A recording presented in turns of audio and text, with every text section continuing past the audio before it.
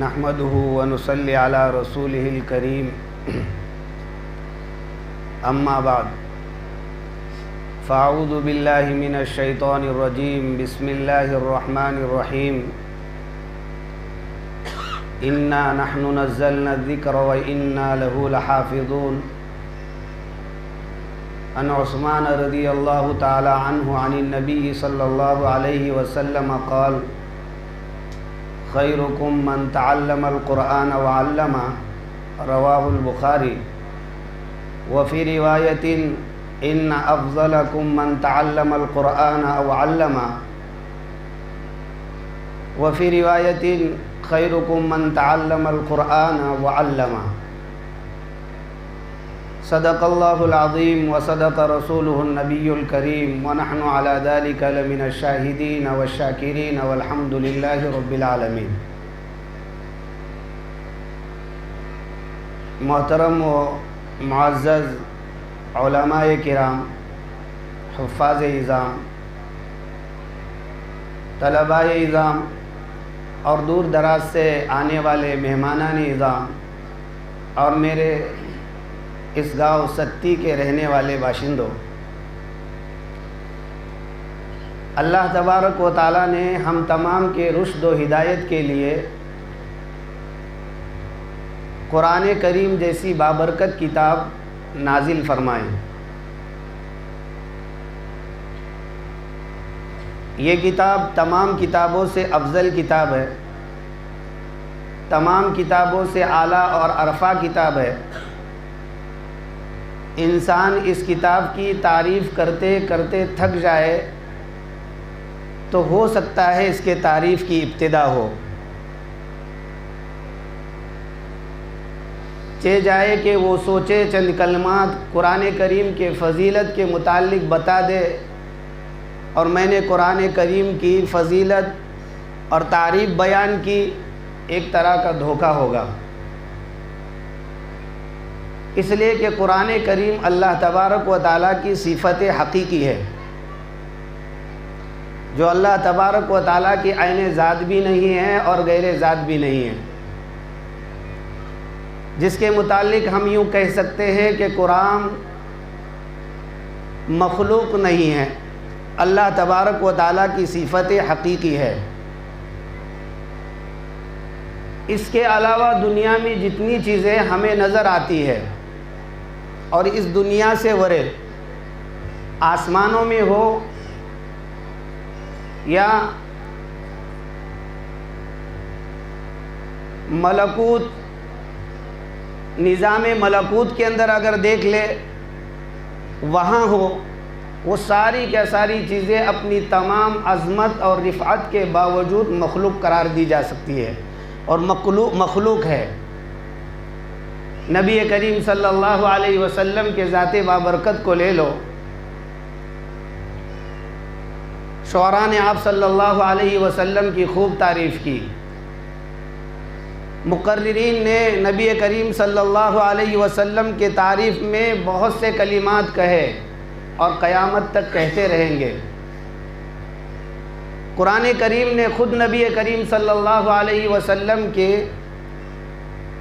اخلاق کو بیان کیا، احادیث میں رسول اللہ صلی اللہ علیہ وسلم کے صحابہ نے اوصاف بیان کیے۔ یہ ساری فضیلتوں کے بعد رسول اللہ صلی اللہ علیہ وسلم کی ذات بابرکت مخلوق ہے، یہ مسلم حقیقت ہے، اس سے کوئی انکار نہیں کر سکتا ہے۔ دنیا کے تمام تر جگہوں میں سب سے اعلیٰ اور افضل جگہ خانہ کعبہ ہے، اور وہ جگہ جہاں نبی کریم صلی اللہ علیہ وسلم ابھی آرام فرما رہے ہیں اور ان کے جسد اطہر سے جو مٹی متصل ہے وہ سب سے اعلیٰ اور افضل قرار دی گئی ہے۔ مدینہ المنورہ اور وہ حرم، یہ بھی تمام دنیا کے جگہوں میں سب سے اعلیٰ اور افضل جگہ ہے، لیکن اپنے تمام تر حقیقتوں کے ساتھ جبکہ یہ فضیلت اور رفعت رکھتے ہیں، اس کے باوجود یہ مخلوق ہے۔ آپ تمام فرشتوں کو لے لیجئے، یہاں تک کہ عرش و کرسی کو سنبھالنے والے جو فرشتے ہیں وہ بھی مخلوق ہے، اور آگے چلیے عرش و کرسی کو لے لیجئے، وہ بھی اپنی تمام تر رفعت اور بلندیوں کے باوجود وہ مخلوق ہے۔ جنت کو لے لیجئے، جنت کے قسم قسم نعمتوں کو لے لیجئے، وہ بھی اپنی تمام تر عظمتوں کے باوجود مخلوق ہے۔ لیکن کلام اللہ یا اللہ کا وہ کلام ہے جو ان تمام پر فضیلت رکھتا ہے، اس معنی کر کر کے یہ اللہ تبارک و تعالیٰ کی صفت حقیقی ہے، یہ مخلوق نہیں ہے۔ جب اللہ تبارک و تعالیٰ کی یہ صفت حقیقی ہے اور اس صفت کو محفوظ رکھنے کی ذمہ داری اللہ تبارک و تعالیٰ نے لے لی ہے، دنیا میں کوئی کتاب ایسی نہیں جس کی حفاظت کی ذمہ داری اللہ تبارک و تعالیٰ نے لی ہو۔ توریت کے متعلق خود اللہ تبارک و تعالیٰ نے قرآن مجید میں فرمایا بِمَسْتُحْفِظُوا مِن کتاب اللہ، اس کی ذمہ داری ان یہودیوں کے اوپر ڈال دی تھی کہ تم اس کتاب کی حفاظت کرنا، لیکن انہوں نے جس اندازے سے اس کی حفاظت کرنی چاہیے نہیں کی۔ لیکن قرآن کریم کا جہاں مسئلہ آیا، اللہ تبارک و تعالیٰ نے اس کی حفاظت کی ذمہ داری بذات خود لی اور کہا اِنَّا نَحْنُ نَزَّلْنَا الذِّکْرَ، اور یہ ذکر سے مراد قرآن کریم ہے۔ ہم نے قرآن کریم کو نازل کیا ہے اور ہم ہی اس کی حفاظت کریں گے۔ اب جو لوگ قرآن کریم کی حفاظت کے لیے اپنی زندگیاں وقف کر چکے ہیں اور وہ قرآن کریم کی خدمت میں لگے ہوئے ہیں، نبی کریم صلی اللہ علیہ وسلم نے ایسے ہی افراد کے لیے مژدہ سنایا ہے، خیرکم من تعلم القرآن وعلمہ، تم میں سب سے بہتر وہ شخص ہے جو قرآن کو سیکھے اور سکھلائے۔ کیوں؟ اس لیے کہ وہ صفت خالق کے حفاظت میں لگا ہوا ہے، جس کی ذمہ داری بذات خود اللہ تبارک و تعالیٰ نے لے لی ہے، وہ اس کی خدمت میں لگا ہوا ہے، اس لیے اس سے افضل کوئی اور نہیں ہو سکتا ہے۔ اللہ تبارک و تعالیٰ نے قرآن کی جب حفاظت کی ذمہ داری اپنے سر لی ہے تو اللہ نے اس قرآن کریم کے ساتھ وہ تمام تر چیزیں جو قرآن سے وابستہ ہے، تعلق رکھنے والی ہے، اس کو بھی 1443 سال گزر چکے ہیں، مکمل حفاظت کے ساتھ قرآن کی برکت سے اس کو بھی باقی رکھا ہے۔ سب سے پہلے قرآن کریم کے الفاظ ہے، اللہ نے قرآن کریم کے الفاظ کو جس اندازے سے نبی کریم صلی اللہ علیہ وسلم کی ذات بابرکت پر نازل ہوئے ہیں، اسی ترتیب سے آج تک ان الفاظ کے اللہ تبارک و تعالیٰ نے حفاظت فرمائی ہے۔ الفاظ کیا، اس کے اوپر جو حرکات ہوتی ہے ان حرکات تک کی حفاظت فرمائی ہے، اور اللہ تبارک و تعالیٰ نے نظام اس طرح سے جاری فرمایا کہ جب حضرت جبرائیل علیہ السلام نبی کریم صلی اللہ علیہ وسلم پر وحی لے کر آتے تھے تو اس کی حفاظت کی ذمہ داری ایک زبردست دستہ جو وحی کے حفاظت اور حراست کے لیے حضرت جبرائیل علیہ السلام کے ساتھ ہوتا، اور نبی کریم صلی اللہ علیہ وسلم کے پاس پہنچتے مختلف انداز اور طریقوں سے وحی کا نزول ہوا۔ رسول اللہ صلی اللہ علیہ وسلم وحی کو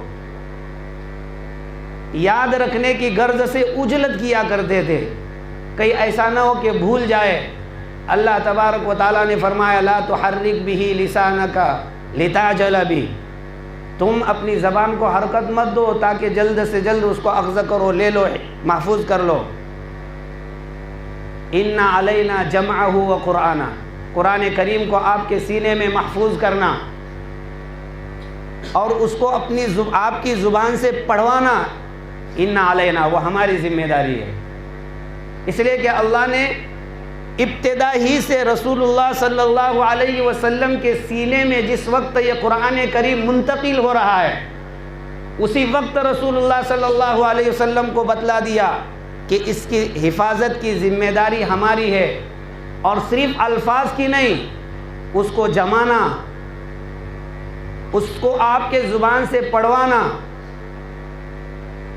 ثم ان علینا بیانہ، پھر اس کی توضیح اور تشریحات لوگوں کے سامنے بیان کرنے کے لیے آپ کے ذہن میں اس کی تفسیرات، تاویلات کا پیدا کرنا، یہ ہماری ذمہ داری ہے۔ اللہ تبارک و تعالیٰ نے نبی کریم صلی اللہ علیہ وسلم کے بعد صحابہ اکرام رضوان اللہ تعالیٰ علیہم اجمعین کی پاکیزہ جماعت اس قرآن کے الفاظ کے حفاظت کے لیے تیار کر دی۔ ان کے بعد آتے رہے یہاں تک کہ آج تک برابر قرآن کریم کے الفاظ کی حفاظت کے لیے ایک مستقل جماعت جو ہے تیار ہے۔ قرائے کرام میں امام نافع مدنی رحمہ اللہ، یہ بہت زبردست امام ہیں، قاری ہے، مدینۃ المنورہ کے اندر رہے ہیں، 93 سال یا 96 سال زندگی پائی ہے، جن میں 70 سال قرآن کریم کی حفاظت میں گزاری ہے، قرآن کریم کو پڑھاتے رہے ہیں، 60 سال مسجد نبوی کے اندر امامت کی ہے۔ قرآن کریم کو اتنا کثرت سے پڑھتے کہ ایک مرتبہ نبی کریم صلی اللہ علیہ وسلم خواب کے اندر آئے اور کہا کہ نافع مدنی، آپ کے قرآن کریم کے تلاوت نے میرے دل میں آپ کی محبت پیدا کر دی ہے، لاؤ تمہارے چہرے کا میں بوسہ لینا چاہتا ہوں۔ نبی کریم صلی اللہ علیہ وسلم نے حضرت امام نافع مدنی رحمۃ اللہ علیہ کے چہرے کا بوسہ لیا۔ امام نافع مدنی رحمۃ اللہ علیہ جس وقت بات کرتے تھے تو آپ کے زبان سے کستوری اور مشک کی خوشبو نکلتی تھی۔ لوگوں نے پوچھا کہ حضرت اتنی قیمتی خوشبو آپ کیسے استعمال کرتے ہیں؟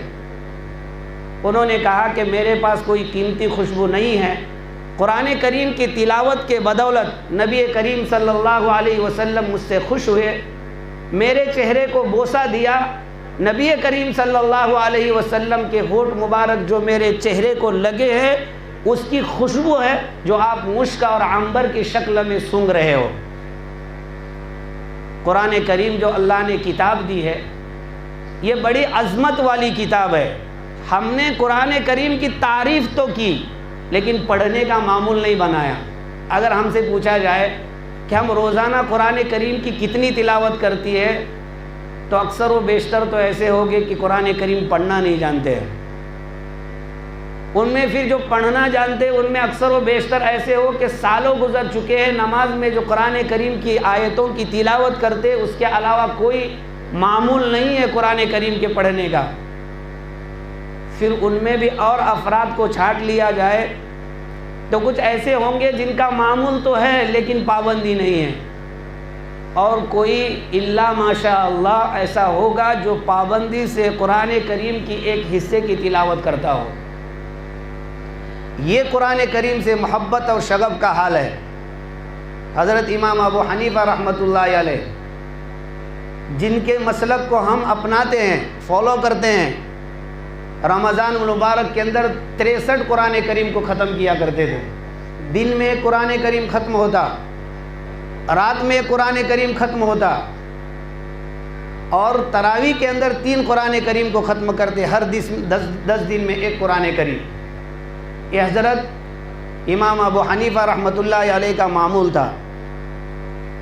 یہ ایسے افراد قرآن کریم کے حاملین پیدا ہوئے جنہوں نے قرآن کریم کے الفاظ کی حفاظت کی اور وہ قرآن کریم ہم تک پہنچا دیا۔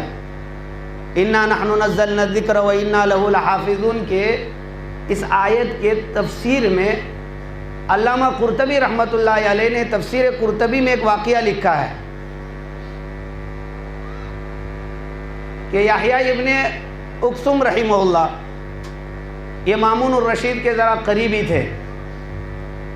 اس زمانے میں مامون الرشید کی مجلس جب لگتی تھی تو بڑے بڑے ذی وقار علماء کرام، ماہرین فن اس مجلس کے اندر جمع ہوتے اور گھنٹوں ایک ایک مسئلے کے اوپر بحث کرتے رہتے، وہ اکتا نہیں جاتے تھے۔ ایک مرتبہ ایسا ہوا کہ مجلس لگی ہوئی تھی، ایک باوقار ماہر فن لغت کو جاننے والا الفاظ قرآن کریم کو اچھی طرح سے تدبر و تفکر کے بعد ایک مہارت حاصل کیا ہوا فرد بھی اس مجلس کے اندر حاضر رہا. انہوں نے بھی اپنے تدبر اور تفکر سے جو کچھ حاصل کیا تھا اس کو لوگوں کے سامنے پیش کرنا شروع کیا. سب مجلس والے متاثر ہوئے. مجلس ختم ہونے کے بعد مامون الرشید نے کہا کہ بھائی تم تو اسرائیلی محسوس ہوتے ہو. تو انہوں نے کہا کہ ہاں میں اسرائیلی ہوں. مامون الرشید نے کہا کہ اگر آپ مسلمان ہو جائے تو ہم آپ کے گرویدہ ہو جائے, آپ کی عزت کریں, آپ کی تعظیم و توقیر کریں.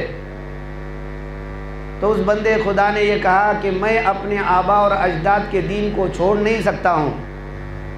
چنانچہ مجلس ختم ہو گئی, وہ اپنے وطن چلے گئے. 1 سال کے بعد پھر وہ مامون الرشید کے پاس پہنچے.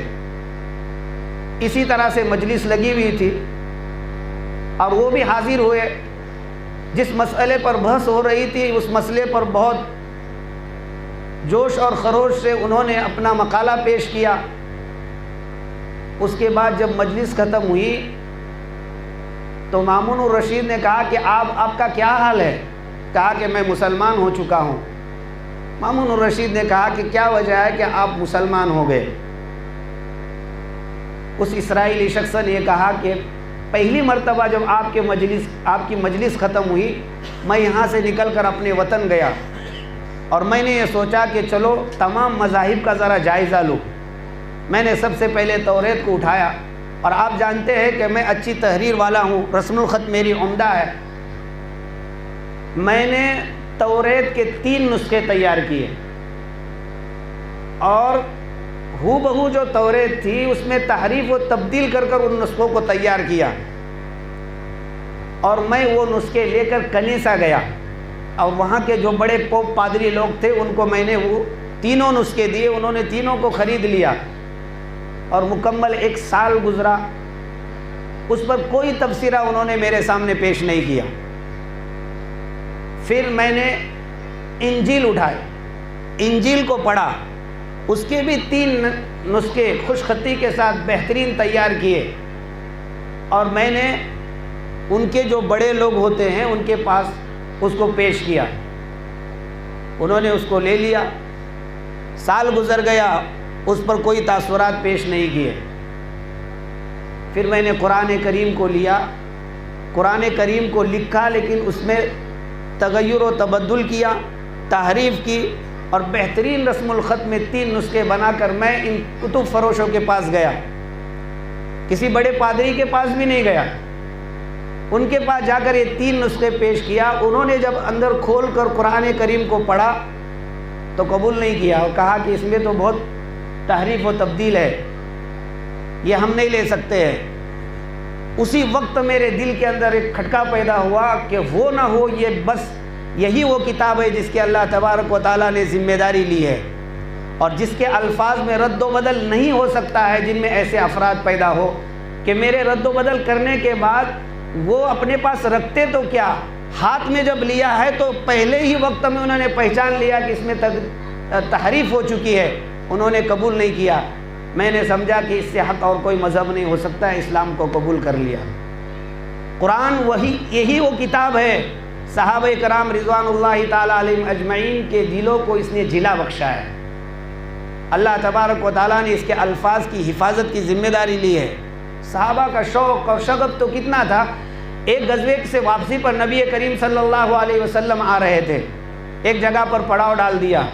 رات میں حفاظت اور حراست کے غرض سے رسول اللہ صلی اللہ علیہ وسلم نے ایک مہاجر صحابی حضرت عمار بن یاسر رضی اللہ تعالیٰ عنہ کو اور دوسرے صحابی انصار میں سے حضرت عباد ابن بشیر رضی اللہ تعالیٰ عنہ عباد ابن بشر رضی اللہ تعالیٰ عنہ کو متعین کیا کہ رات میں آپ پہرے داری کریں. چنانچہ یہ 2 لوگ جب رات میں اکٹھا جمع ہوئے تو انہوں نے سوچا کہ رات بھر تو ہم کو جاگنا ہے, دونوں ایک ساتھ جاگیں گے تو ہو سکتا ہے آخری پہر کے اندر نیند آ جائے گی اور جو مقصود ہے وہ حاصل نہیں ہوگا. اس لیے ہم دونوں کی باری تقسیم کرے، ایک حصے تک ایک آدمی جاگے اور دوسرے حصے تک دوسرا آدمی جاگے۔ چنانچہ ان دونوں نے ابتدا کی۔ عمار بن یاسر رضی اللہ تعالیٰ عنہ کی باری پہلے تھی، وہ سو گئے، انہوں نے رکعت باندھ لی، قرآن کریم کی تلاوت شروع ہو گئی، دشمن آئے، انہوں نے تیر چلائے، وہ اپنے قرآن پڑھنے کے اندر مشغول تھے، نماز میں جس بدن پر جس جگہ تیر نکالتے تیر نکال کر پھینک دیتے اور پھر نماز کے اندر مشغول۔ جب تیر کی بوچھار ہوئی تو انہوں نے سمجھا کہ اگر میں نماز کو ختم نہ کروں اور اسی حالت میں رہوں تو رسول اللہ صلی اللہ علیہ وسلم نے جس کام پر ہمیں مامور کر رکھا ہے وہ مقصد پورا نہ ہو سکے گا، اس لیے انہوں نے نماز مکمل کر کر سلام پھیر دیا۔ اپنے ساتھی کو جب جگایا تو ساتھی نے کہا کہ تم کو تو پہلے اٹھانا چاہیے ہم کو۔ انہوں نے کہا کہ نہیں، مسئلہ یہ تھا کہ میں قرآن کریم پڑھ رہا تھا اور سورہ کہف کو شروع کر دیا تھا، دل نہیں چاہ رہا تھا کہ سورہ کہف کو درمیان میں چھوڑ کر میں نماز ختم کروں۔ اگر یہ تیر نہ آتے تو میں مکمل سورت ختم کر کر ہی سلام پھیرتا، لیکن مجھے یہ خدشہ ہوا کہ اگر میں سلام نہ پھیروں تو رسول اللہ صلی اللہ علیہ وسلم کا ہم کو حفاظت کے لیے جو متعین کرنے کا مقصد تھا وہ فوت ہو جائے گا، اس لیے میں نے سلام پھیرا اور سلام پھیر کر آپ کو جگایا۔ قربان جائے صحابہ کرام رضوان اللہ تعالیٰ علیہ مجمعین پر، کیا محبت تھی قرآن کریم سے کہ جب وہ رکوع شروع کر دیتے تھے، آیت شروع کر دیتے تھے، سورت شروع کر دیتے تھے، اس کے ختم تک تھمتے نہ تھے۔ اور ایسے کئی واقعات ہیں صحابہ کرام رضوان اللہ تعالیٰ علیہ مجمعین کے۔ فجر کے نماز میں سورہ بقرہ کے پڑھنے کا واقعہ ہے، اس کے علاوہ اور صورتیں جو لمبی صورتیں ہوتی ہیں اس کے پڑھنے کا واقعہ موجود ہے۔ یہ سب صحابہ کرام رضوان اللہ تعالیٰ علیہ کی محبت، شغف اور قرآن کریم کے ساتھ لگن کا جو ہے حال ہے جو ہم لوگ جو پڑھتے ہیں۔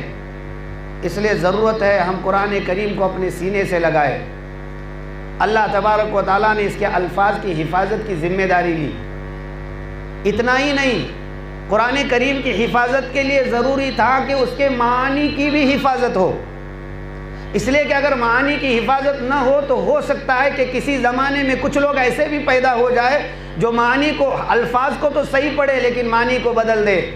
اللہ تبارک و تعالیٰ نے اس کی معانی کی بھی حفاظت فرمائی۔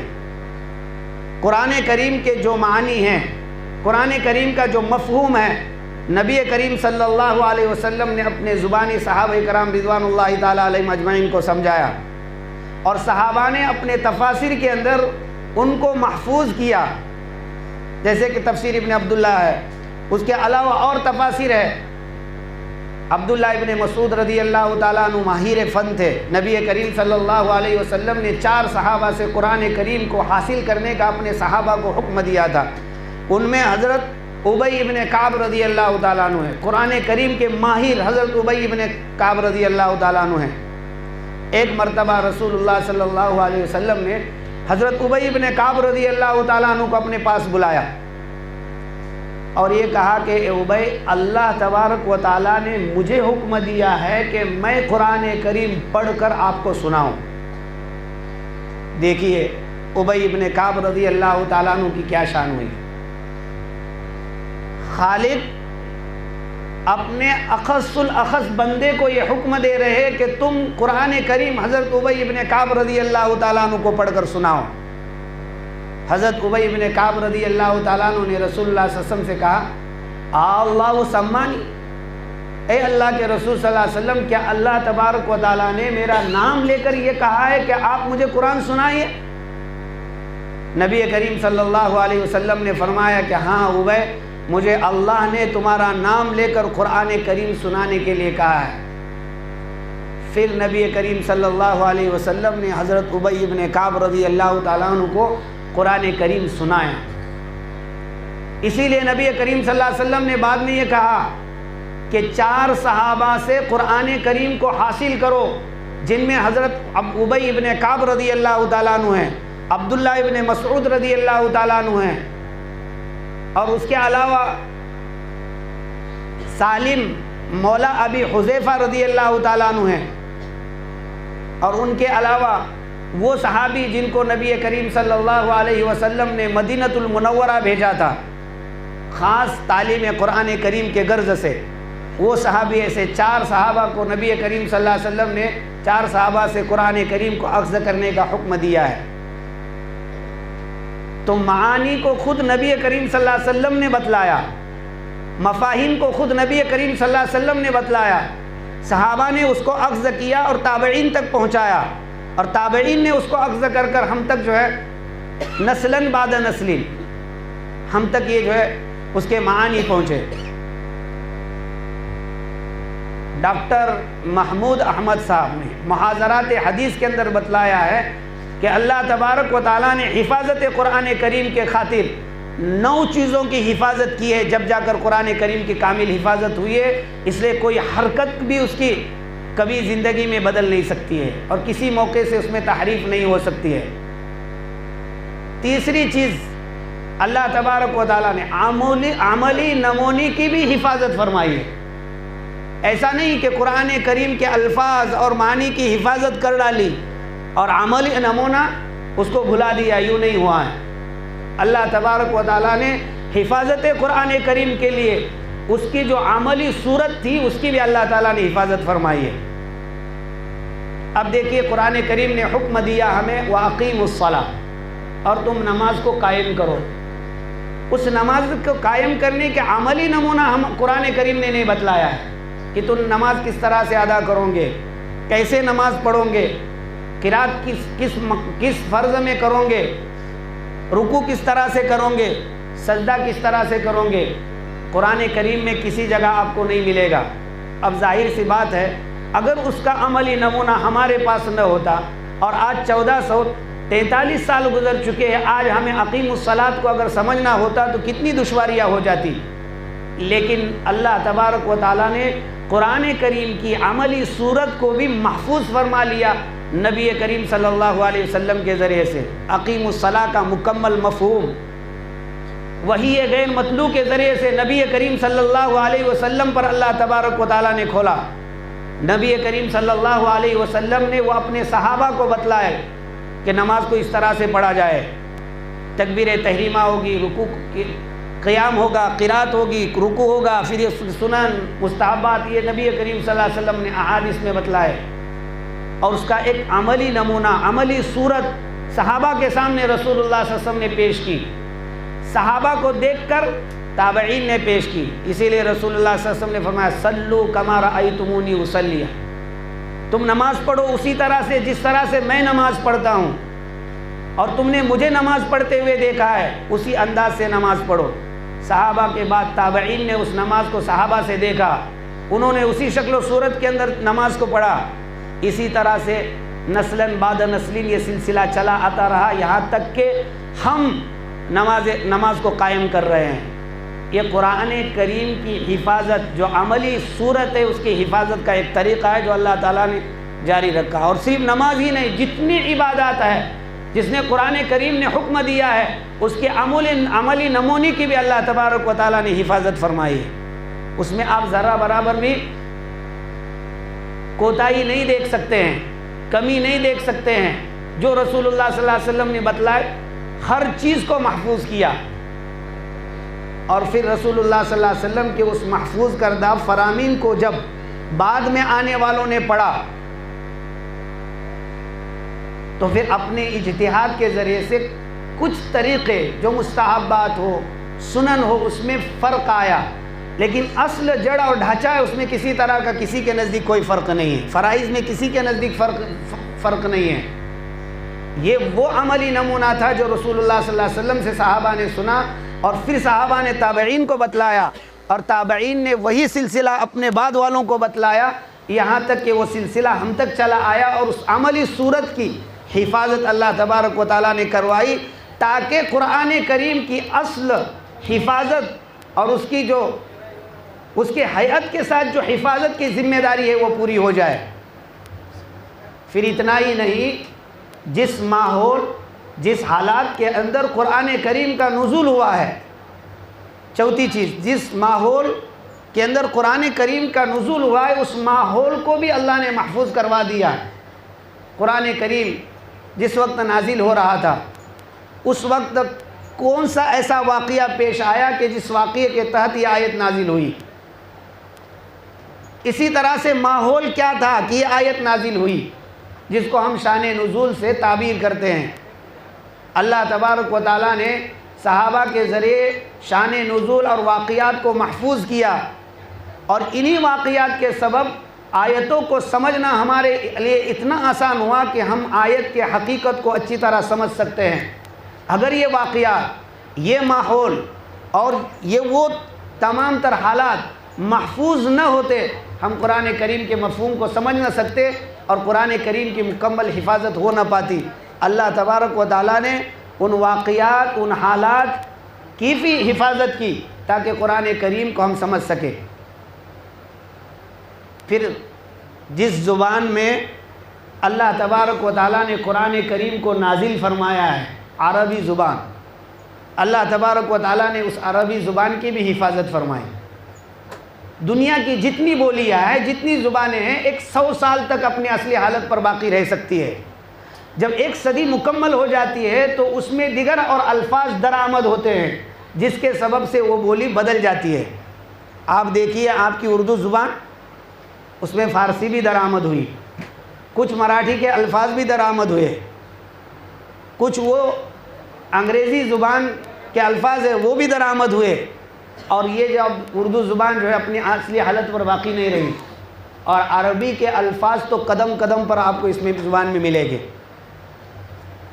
اصلی شکل اور صورت کے اندر زبان 100 سال تک زیادہ سے زیادہ باقی رہ سکتی ہے، اس کے بعد اس میں بہت سارے الفاظ درآمد ہوتے ہیں، لیکن اللہ تبارک و تعالیٰ نے عربی زبان کی ایسی حفاظت فرمائی کہ کوئی اور الفاظ اس میں درآمد نہیں ہوئے ہیں۔ لوگوں نے لغات لکھی، نحو و صرف کے قواعد کو مستنبط کیا، فن بلاغت کو مستنبط کیا، اور الفاظ کے حقیقت سے وابستہ ہوئے، الفاظ کے مجاز سے واقف ہوئے، اور نہ جانے دلالت الناس، عبارت الناس، اشارت الناس، اور اتنے سارے قواعد منضبط کرے کہ اب عربی اپنے زبان سے کبھی ہٹ نہیں، عربی کے الفاظ اپنے زبان سے ہٹ نہیں سکتے ہیں۔ اور جہاں کہیں ایسا ہوا ہے بات متنبع کر دیا کہ اس کے اصل معنی یہ تھے، بعد میں چل کر ماحول کے اندر اس کے یہ معنی ہو چکے ہیں۔ اللہ تبارک و تعالیٰ نے 1433 سال گزر چکے ہیں، عربی زبان کی مکمل حفاظت فرمائی۔ کیوں؟ اس لیے کہ یہ زبان قرآن کی زبان ہے، اس لیے کہ یہ زبان جنتی لوگوں کی زبان ہے، اس لیے کہ یہ زبان عرب لوگوں کی زبان ہے۔ اللہ تبارک و تعالیٰ نے قرآن کی زبان ہونے کے سبب اس زبان کی بھی مکمل حفاظت فرمائی۔ اتنا ہی نہیں، قرآن کریم جس شخصیت کے اوپر نازل ہوا، اس شخصیت کے مکمل حالات اللہ تبارک و تعالیٰ نے ان کے جانثاروں کے ذریعے سے محفوظ کروائے۔ اب دیکھیے رسول اللہ صلی اللہ علیہ وسلم کا چہرہ کیسا تھا، آپ صلی اللہ علیہ وسلم کا چلنا کیسا تھا، آپ صلی اللہ علیہ وسلم کی ہتھیلی مبارک کیسے تھی، یہ ساری چیزیں محفوظ کر لی۔ اس کے علاوہ رسول اللہ صلی اللہ علیہ وسلم کے نسب کو محفوظ کروایا، اس کے علاوہ صحابہ جو اس قرآن کریم کے ثانی حاملین ہیں ان کے حالات کو محفوظ کروایا، اور پھر تابعین جو ثالث حاملین ہیں۔ تو اب یہ 3 زمانے ایسے جو شہرت کو پہنچ جاتے ہیں، تواتر کو پہنچ جاتے ہیں، تو ان کے حالات کو بھی محفوظ کروایا تاکہ قرآن کریم کی مکمل حفاظت ہو سکے۔ اللہ تبارک و تعالیٰ نے اِنَّا نَحْنُ نَزَّلْنَا الذِّكْرَ وَإِنَّا لَهُ لَحَافِظُونَ، ہم نے ہی قرآن کو نازل کیا ہے اور ہم ہی اس کی حفاظت کریں گے۔ اس کی حفاظت کے طریقے اللہ تبارک و تعالیٰ نے دنیا میں اس طرح رائج کیے جس سے قرآن کریم کی مکمل حفاظت ہوئی۔ اب ہم سب کی ضرورت ہے، ہم سب کے لیے ضروری ہے کہ ہم قرآن کریم کی حفاظت کے لیے اپنا حصہ لگائیں تاکہ خیرکم من تعلم القرآن وعلمہ کے حقیقی مصداق بنے۔ اس لیے قرآن کریم کو سیکھے، قرآن کریم کے معانی اور مفاہیم کو سیکھے، اس پر عمل کرے اور دوسروں کو ہم سکھلائے۔ اگر ہم اس طرح سے کریں گے قیامت کے دن ہم خوش و خرم ہوں گے۔ نبی کریم صلی اللہ علیہ وسلم نے ارشاد فرمایا ہے، جتنی آیتیں قرآن کریم کی ہے اللہ تبارک و تعالیٰ نے جنت کے اتنے درجے بنائے ہیں۔ اور ایک حافظ قرآن کو اور قرآن کریم کے یاد رکھنے والے شخص سے یہ کہا جائے گا کہ قرآن کریم پڑھتا جا اور چڑھتا جا.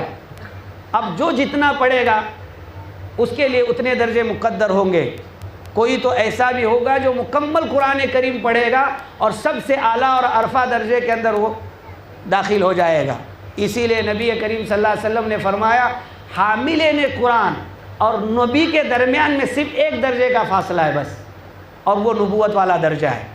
اس لیے عزیز دوستو، قرآن کریم کی خدمت، قرآن کریم کو پڑھنا، قرآن کریم کے پڑھنے والوں کی مدد کرنا، جیسے کہ ہمارے یہاں مدرسہ ہے جامعہ تعلیم الدین ستی، یہاں پڑھنے پڑھانے والوں کی مدد. یہاں بچے جو خستہ حالت کے اندر اگر پڑھ رہے ہیں تو ان کے لیے سہولت کی فراہمی کرنا، یہ بھی خدمت قرآن کریم کے اندر داخل ہے. ہم بھی خیرکم من تعلم القرآن وعلمہ کے مصداق میں داخل ہو سکتے ہیں.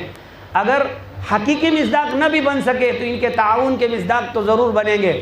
اس لیے محبت کے نظر سے دیکھنا، خیرخواہی اور ہمدردی کے جذبے کے ساتھ ان کے ساتھ پیش آنا، اس کو فروغ اور ترقی دینے کے لیے ہر طرح کی کوشش اور کاوش کرنا، یہ ہم سب کی ذمہ داری ہے. اگر ہم سب نے اس طرح سے کیا، انشاءاللہ اللہ کے کلام، اس کے حفاظت کے معین و مددگار ہم بھی شمار کیے جائیں گے.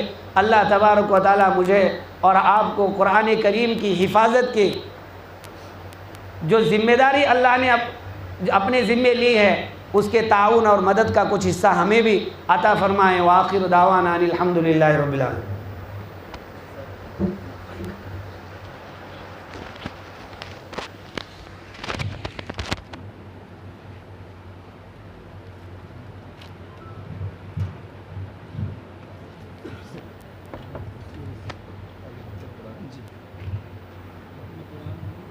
آنکھوں میں بس کے